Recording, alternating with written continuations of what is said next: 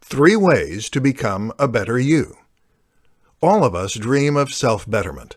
All of us imagine versions of ourselves that are more badass, more successful, more confident, and more attractive. In fact, this is one of the most common tropes that you see in the movies. Characters in films, books, and TV will almost always go through a kind of transformation at some point, or realization that sees them emerging stronger and greater than before. This is the apotheosis in Joseph Campbell's monomyth, and it is a clear sign that a drive for growth is ingrained deeply in the human psyche. So, how do you go about becoming that better you, super you? In this presentation, we'll explore 3 strategies that can make a huge difference.